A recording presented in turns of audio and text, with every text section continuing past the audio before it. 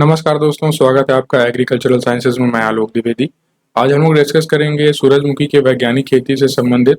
और इस वीडियो में मैं आपको सभी वो महत्वपूर्ण तथ्य यानी कि जो इम्पोर्टेंट फैक्ट्स हैं सनफ्लावर कल्टीवेशन से रिलेटेड, वो सभी मैं आपको यहाँ पर बताऊंगा। यदि आप इन एग्जाम्स की प्रिपरेशन कर रहे हैं तो आपके लिए काफ़ी इंपॉर्टेंट हैं ये वीडियोस जो भी मैं आपको यहाँ पर अपलोड करता हूँ, क्योंकि एग्रीकल्चर वीडियोस हम अपलोड करते हैं। और एक और इम्पॉर्टेंट इन्फॉर्मेशन आपको मैं ये देना चाहूँगा कि फंडामेंटल्स ऑफ एग्रीकल्चर वॉल्यूम 1 यानी कि जो अरुण कात्यायन द्वारा लिखी गई है उसी को हम लोग कंप्लीट कर रहे हैं, उसी की सीरीज कंटिन्यू हो रही है।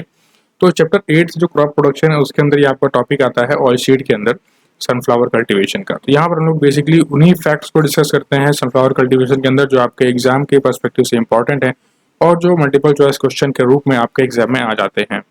देखिए, जो सनफ्लावर का बोटानिकल नेम है वो है हेलियंथस एनस। क्या है? Helianthus anus. तो इसको आप नोट डाउन कर सकते हैं। अब हम लोग चलते हैं सनफ्लावर के बहुत इंपॉर्टेंट फैक्ट्स के बारे में जानने के लिए। सबसे पहली बात तो सनफ्लावर में यदि पूछा जाए आपसे कि कितना ऑयल कंटेंट होता है, तो डिपेंड करता है ये वैरायटीज़ पे कि कौन सी वैरायटी आप ग्रो कर रहे हैं।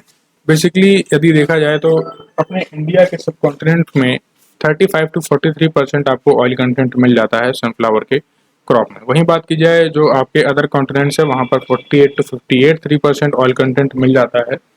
तो काफ़ी बेनिफिशियल है एक तरीके से ऑयल के यदि प्रोडक्शन में बात की जाए तो। और सनफ्लावर का यदि पूछा जाए कि इंडिजिनस प्लांट ये कहाँ का है, तो सनफ्लावर आपका इंडिजिनस प्लांट है सेंट्रल अमेरिका और मैक्सिको का। कहाँ का है? सेंट्रल अमेरिका एंड मैक्सिको का है। और सबसे पहले ये नॉर्थ अमेरिका में ही ग्रो किया गया था 4500 साल पहले।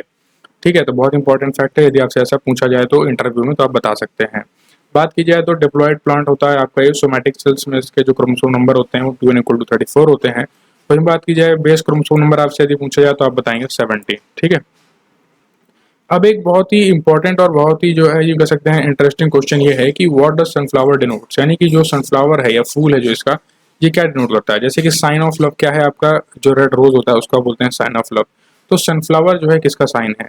तो बेसिकली जो सनफ्लावर को जो डिनोट करते हैं, या यूँ कहें कि जो सनफ्लावर का एक्सप्लेनेशन दिया गया है एज अ साइन, वो दिए ये बताया गया है कि anything from the positivity and strength through admiration and loyalty, यानी कि पॉजिटिव वाइब्स। ठीक है, जो भी आपकी पॉजिटिव वाइब्स हैं उसको डिनोट करता है sunflower, and strength to admiration and loyalty, यानी कि जो एडमायरेशन है आपकी उसको स्ट्रेंथ देता है और लॉयल्टी की स्ट्रेंथ देता है, यानी इसके साइन है। ठीक है। वहीं बात की जाए चाइनीज कल्चर, यानी कि चाइनीज जो पीपल हैं, चाइनीज कम्युनिटी हैं, इन लोगों ने क्या साइन बताया है सनफ्लावर को, तो इन्होंने कहा कि सनफ्लावर जो एक प्रतीक है good luck and lasting happiness का। ये लोग क्या करते हैं, जो चाइनीज हैं, ये क्या करते हैं कि जब भी कोई बंदा या कोई भी पर्सन ग्रेजुएट हो जाता है तो उसको ये सनफ्लावर जो है गिफ्ट क्या करते हैं, सनफ्लावर उसको देते हैं और उसका बताते हैं कि ये आपका साइन है good luck and lasting happiness का। तो as to greet them good luck and lasting happiness they give sunflower.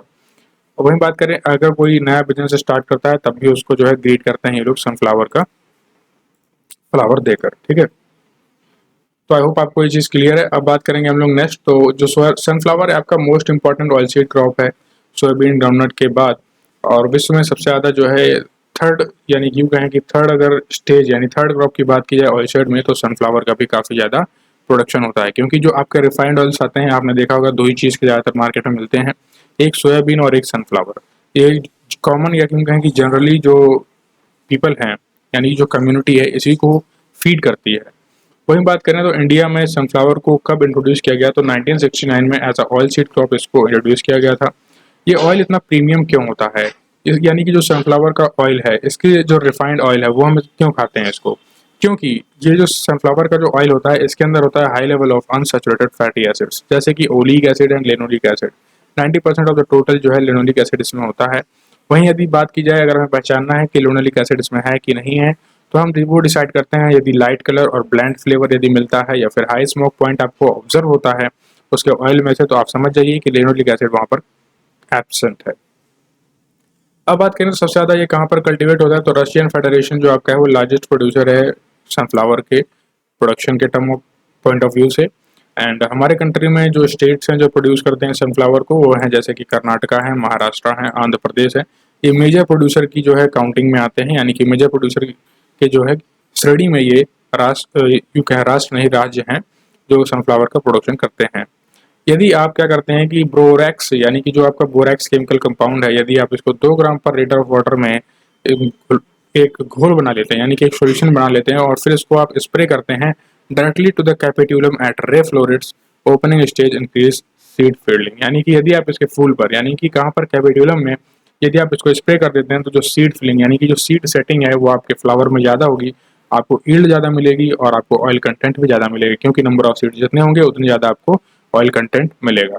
ये एक बार फिजियोलॉजी आप देख लीजिए फ्लावर की। तो ये जो इस तरीके से निकले होते हैं इनको रे फ्लावर बोलते हैं। ये जो बीच का पार्ट है आपका, ये जो यहाँ पर जो इस तरीके के फ्लावर्स हैं ये सीड्स हैं, तो इनको डिस्क फ्लावर बोलेंगे आप। और ये आपका जो है यहाँ पर इस तरीके की जो हल्की सी ब्रांच निकली हुई है इसको पेल बोलेंगे, ये फिलरी बोलेंगे आप इसको, ठीक है। ये जो बगल से इस तरीके का हरे हरे का पार्ट निकला होता है जिसको बाइंड करके रखता है आपके, और ये इन्वोल जो आपका इन्वोल्कर बोलेंगे आप इसको, ये जो आपका ये चीज़ है, ठीक है। रिसेप्टेकल भी आप इनको बोलेंगे नीचे वाला, और ये आपका कैरिक्यूलस होता है, ठीक है। तो इस तरीके से फिजियोलॉजी है, एक बार आपको जानना चाहिए, हालांकि इतना इंपॉर्टेंट नहीं, लेकिन जानना इसलिए चाहिए क्योंकि जब हम बात कर रहे हैं स्प्रेइंग ऑफ बोरेक्स की डायरेक्टली टू द कैपिट्यूलम, तो जब आपको कैपिट्यूलम ही नहीं पता होगा, यानी इस रीजन पे ही नहीं पता चलेगा कि कहाँ आपको जो है स्प्रे करना है, तो आप कैसे उसको स्प्रे करेंगे। इसलिए इंपॉर्टेंट है कि आप जो है पार्ट्स ऑफ प्लांट के बारे में जानते रहें। देखिए अब बात करें क्रिटिकल स्टेजेस ऑफ इरिगेशन के बारे में, तो क्रिटिकल स्टेजेस में 3 प्रकार से हैं। एक है बड इनिशिएशन, दूसरी है फ्लावरिंग ओपनिंग, और तीसरी है सीड फिलिंग के दौरान। यानी कि इन 3 स्टेजेस में आपको यहाँ पर सिंचाई देनी होती है। जो बड इनिशिएशन है, यानी कि जो बड इसमें शुरुआत होने लगती है बनने की, वो 35 से 40 दिन बाद बोने के आपको दिखने लगती है। वहीं फ्लावर ओपनिंग की बात करें तो बड इनिशिएशन के बस 10-15 दिन बाद, यानी कि 55 से 56 दिन बोने के बाद आपको फ्लावर ओपनिंग दिखने लगती है। वहीं सीड फिलिंग की बात करें तो जस्ट इसी के 10 दिन बाद आपको जो है सीड फिलिंग भी समझ में आने लगेगी, यानी कि 65 से 80 दिन बाद जो है आपको सीड फिलिंग दिख जाएगी, और लगभग आप इसको जो है 90 से 100 दिन के अंदर आप इसको हार्वेस्ट भी कर सकते हैं। तो आई होप आपको समझ में आया कि इरिगेशन आपको कब कब देनी है, और ये लाइफ साइकिल है सनफ्लावर की। जैसे कि आपने सीड्स को यहाँ पर बोया, सीडलिंग इस तरीके से हुआ। अच्छा ये बताइए कैसा है, ये हाइपोजियल है या एपीजियल जर्मिनेशन है? ये मैंने आपको कई बार बताया है। तो हाइपोजियल जर्मिनेशन है सनफ्लावर का या एपीजियल है, ये आप मुझे बताइए कमेंट कर। फिर ये स्प्राउट होता है, और फिर ये जो है बडिंग इसमें होती है, इस तरीके से देखिए बडिंग हो रही है। फिर ये जो है फुली ग्रोन प्लांट है, और drawing plant dropping the seeds, ठीक है। तो इस तरीके से इसकी लाइफ साइकिल चलती है। आई होप आपको समझ में आ गया है। अब बात करते हैं हाई टेम्परेचर अब 30 डिग्री सेल्सियस। अगर आपका जो है टेम्परेचर हाई है, अब 30 डिग्री सेल्सियस है, तो जो एंथेसिस पीरियड होता है उसमें जो सीड ईल्ड है और जो ऑयल कंटेंट है वो कम हो जाता है। यानी कि अगर 30 डिग्री सेल्सियस से अब टेम्परेचर चला जाता है तो जो एंथेसिस वाला जो यूँ कहें कि जो टाइम ड्यूरेशन होता है वो क्या होता है, अल्टर हो जाता है, यानी कि उसको डिस्टर्बेंस हो जाता है। और जब डिस्टर्बेंस हो जाएगा तो जो सीड है सीड सेटिंग नहीं हो पाती है, और ऑयल कंटेंट, यदि सीड सेटिंग नहीं होगी तो ऑयल कंटेंट ऑब्वियस सी बात है आपको कम मिलेगा। तो एंथेसिस बेसिकली क्या होता है, ये पीरियड होता है जब जब बड से फ्लावर बन रहा होता है, ठीक है। यानी कि the opening of flower bud is known as anthesis, इस तरीके से आप कह सकते हैं। तो उसी को हम लोग बोलते हैं एंथेसिस। और उसी दौरान क्या होता है, अगर हाई टेम्परेचर हो जाए तो जो सीड सेटिंग है, जो सीड ईल्ड है आपकी, वो डिस्टर्ब हो जाती है। बात करें तो फ्लावरिंग पीरियड में आपको इंसेक्टिसाइडल स्प्रे नहीं करना चाहिए, क्योंकि हार्मफुल जो है इफेक्ट्स ये आपको प्रोवाइड करता है। किस तरीके से हार्मफुल इफेक्ट्स ये देगा, क्योंकि जो हनी बीज हैं तो ये हनी बीज यहाँ पर फिर विजिट नहीं करेंगे, और हनी बीज विजिट नहीं करेंगे तो पॉलिनेशन आपके प्लांट पे नहीं होगा। तो पॉलिनेशन के लिए काफ़ी इंपॉर्टेंट है कि जो है आप इंसेक्टिसाइडल स्प्रे ना करें फ्लावरिंग के दौरान, जिससे कि पॉलिनेशन आपका ईजी हो और फर्टिलाइजेशन हो, आपके फ्लावर अच्छे तरीके से ग्रो करें, सीड सेटिंग उसमें बढ़िया हो। अच्छा इसमें कुछ पैरेट्स हैं, जैसे कि पैरेट्स है हो गई, रैट्स हो गई, स्क्विरल्स हो गई, ये क्या करती हैं कि जो सनफ्लावर है उसको डैमेज कर देते हैं। तो कैसे डैमेज कर देते हैं, क्योंकि जब अगर यदि इनको आप आइसोलेटेड और स्ट्रे पॉकेट्स में यदि आप इसको रेस करते हैं तो ये ऐसे लोग हैं जो इसके सीड्स को खा जाते हैं, ठीक है। तो ये आपको नुकसान पहुंचा देंगे कहीं ना कहीं। और इसको आप हार्वेस्ट कब करेंगे, तो आप इसको फिजियोलॉजिकल मैच्योरिटी को देखते हुए आप इसको हार्वेस्ट कर सकते हैं। जैसे कि यदि इसका हेड टर्न हो जाए, कैसे, लेमन येलो कलर में हो जाए, या फिर बॉटम लीव्स इसकी सूख जाए और विदरिंग दिखाई दे आपको, तब आप इसको हार्वेस्ट कर सकते हैं। सीड को आपको कम से कम इस तरीके से सुखाना है कि जिससे कि सीड में आपको 9 से 10% मॉइस्चर कंटेंट मिले, इससे ज़्यादा नहीं होना चाहिए। यदि आप इससे ज़्यादा करते हैं तो आपका जो सीड है उसमें आपको जो है डिसीजेस दिखने लगेंगी। अब बात करें oil cakes and protein percentages की, ये आपके ऑयल सीड क्रॉप्स हैं, इसमें आप देख लीजिए कितना प्रोटीन परसेंटेज आपको यहाँ पर मिलता है। जैसे कि सनफ्लावर में आपको 40 से 44% जो है मिल जाता है प्रोटीन परसेंटेज। सनफ्लावर में आपको 40 से 55% मिलता है। और लिनसीड केक है जो कि फेवरेट कैटल फीड बोला जाता है, तो इसमें 36% आपको जो है मिल जाता है। लिनसीड को हिंदी में क्या बोलते हैं मुझे आप बताइए। और सीसम केक में आपको 37 से 38% जो है मिल जाता है नाइट्रोजन कंटेंट, 6.2% नाइट्रोजन रहता है इसमें। ग्राउंडनट में 45 से 48% मिल जाता है, यानी कि सबसे ज़्यादा आपको जो है ग्राउंडनट में मिल रहा है प्रोटीन। 7 से 8% नाइट्रोजन आपको इसके अंदर मिल जाएगा। और कॉटन में आपको जो है 43% मिलेगा प्रोटीन परसेंटेज, 6.9% नाइट्रोजन इसमें रहेगा। टोबैको में 30 से 35% जो है क्रूड प्रोटीन होता है। तो टोबैको में भी एक तरीके से प्रोटीन होता है, ठीक है। ये बहुत अच्छी बात नहीं है, टोबैको जो है ये आपके लिए जो है नुकसानदायक काफ़ी होता है। तो ऐसा नहीं कि इसके अंदर जो है प्रोटीन आपको मिल रहा है तो आप इसका कंजप्शन करेंगे। इसके अंदर क्रूड प्रोटीन मिलता है जिसको आप जो है आपकी बॉडी में जो है इतनी ईजिली तरीके से ये आपका सिंथेसिस नहीं हो पाएगा, ठीक है। तो ये इंपॉर्टेंट है जो आपके ऊपर दिए हुए हैं। सबसे ज़्यादा जो है जो प्रोटीन मिलेगा वो आपको ग्राउंडनट में मिलेगा, बहुत इंपॉर्टेंट। यदि पूछा जाए कि विच oil seed has a maximum protein percentage, तो आप बताएंगे ग्राउंडनट।